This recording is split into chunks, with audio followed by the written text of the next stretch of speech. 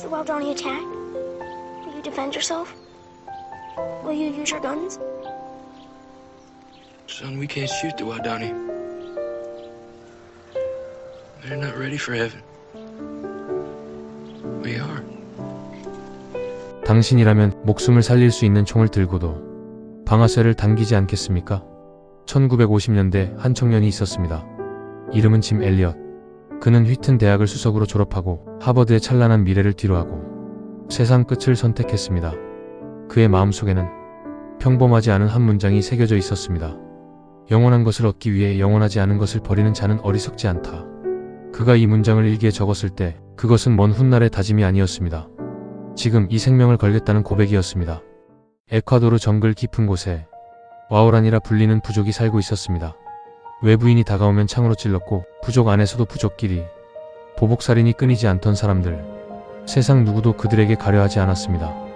하지만 엘리엇은 달랐습니다. 그는 동료 4명과 함께 기도했습니다. 주님, 불같고 억누를 수 없는 하나님을 향한 열정에 사로잡힌 우리들을 그들에게 보내주소서. 짐 엘리엇, 피트 플레밍, 에드 맥컬리, 로저 유데리언, 그리고 조종사 네이트 세인트 5명의 청년들은 그들의 기도대로 아마존 정글로 향했습니다. 그런데 그들이 택한 방법은 정면 돌파가 아니었습니다. 와오란이 부족들을 향한 사랑으로 하늘에서 선물을 떨어뜨리기 시작하죠. 조종사 네이트 세인트는 작은 비행기를 몰고 정글 위를 날았습니다. 촘촘한 원을 그리며 밧줄에 매단 꾸러미를 내려보냈습니다. 주전자, 단추, 소금, 마체테, 낯선 하늘에서 내려오는 것들을 와오란이인들은 처음엔 경계했습니다. 하지만 몇 주가 지나자 그들도 답례 선물을 밧줄에 묶어 올려보내기 시작했습니다. 5 청년의 가슴이 뛰었습니다. 마침내 이 사람들을 직접 만날 수 있겠다. 1956년 1월 3일 그들은 쿠라라이 강 한가운데 모래톱에 착륙해 캠프를 세웠습니다. 확성기로 서툰 와오란이 말로 외쳤습니다. 사흘을 기다렸습니다. 그리고 1월 6일 정글 사이로 3사람이 걸어 나왔습니다. 젊은 남자 하나, 여자 둘. 선교사들은 환하게 웃으며 선물을 건넸고 시간이 지나자 부족 사람들도 긴장을 풀었습니다. 난키위라는 그 청년은 비행기에 올라타더니 자기 마을 사람들을 향해 손을 흔들며 소리쳤습니다. 그 모습을 본 와오란이 남자들이 결심합니다. 우리도 가보자. 그리고 1956년 1월 8일 아침 네이트 세인트의 무전에는 설렘이 담겨 있었습니다. 여러 명이 오고 있어. 하지만 강가로 다가오는 그 발걸음은 달랐습니다. 와오란이 전사들은 먼저 여자 셋을 강 건너편으로 보내 선교사들의 시선을 나누었습니다. 2명의 선교사가 물로 걸어 들어가 인사하려는 순간 뒤에서 창이 날아왔습니다. 짐 엘리엇이 첫 번째로 쓰러졌습니다. 강 한가운데 서 있던 피트 플레밍은 창이 꽂히기 직전까지 와오란이 말로 외쳤습니다. 왜 우리를 죽이는 겁니까? 나머지 3사람도 전사들에게 둘러싸였습니다. 로저 유데리언은 무전을 치려고 비행기로 뛰었지만 마이크를 잡는 순간 창에 찔렸습니다. 5 청년 모두 그 자리에서 숨을 거두었습니다. 그런데 한 가지 사람들이 나중에 알게 된 사실이 있습니다. 그들에게는 총이 있었습니다. 먼저 총을 쏘면 살 수 있었습니다. 그러나 아무도 방아쇠를 당기지 않았습니다. 복음을 전하러 온 사람이 복음을 모르는 사람을 죽일 수는 없었기 때문입니다. 소식을 들은 세상은 충격에 빠졌습니다. 라이프 잡지가 이 사건을 보도했고 전 세계가 이 5 청년의 이름을 알게 되었습니다.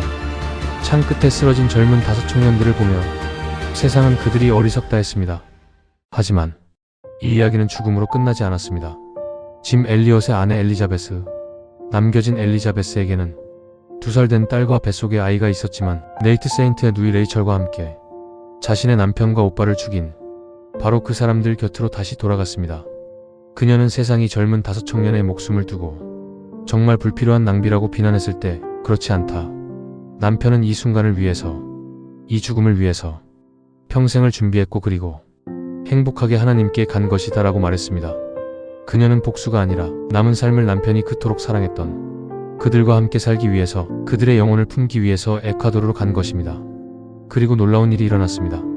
창을 들었던 전사들 중 많은 이가 마음을 열었고 서로 죽이던 3 부족 사이에 결혼이 이루어졌으며 수십 년간 이어진 폭력이 멈추기 시작했습니다.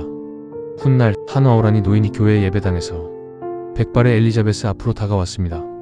그리고 눈물을 흘리며 말했습니다. 용서해주세요. 저는 제가 무슨 짓을 한 건지 그때는 몰랐습니다. 그는 젊은 선교사의 등에 창을 꽂았던 와오란이 전사였습니다. 5 청년은 생전에 이 장면을 보지 못했습니다. 하지만 그들이 흘린 피는 씨앗이 되었고 남겨진 사람들의 사랑이 그 씨앗에 물을 주었습니다. 복음은 부활 위에 세워진다고 말한 짐 엘리엇과 내 청년들의 복음의 열매는 그들의 순교 이후에 맺혀졌습니다. 짐 엘리엇은 일기에 이렇게도 적었습니다. 나는 긴 삶을 구하지 않습니다. 주 예수님, 당신처럼 충만한 삶을 구합니다. 짐 엘리엇은 29회를 살았습니다. 세상의 기준으로는 짧은 삶이었습니다. 그러나 그 짧은 삶이 남긴 울림은 70년이 지난 지금도 멈추지 않고 있습니다. 그는 말했습니다. 영원한 것을 얻기 위해 영원하지 않은 것을 버리는 자는 어리석지 않다. 그렇다면 묻겠습니다. 당신은 지금 무엇을 지키려 하고 계십니까? 사도행전 20장 24절. 내가 달려갈 길과 주 예수께 받은 사명, 곧 하나님의 은혜의 복음을 증언하는 일을 마치려 하면은 나의 생명조차 조금도 귀한 것으로 여기지 아니하노라.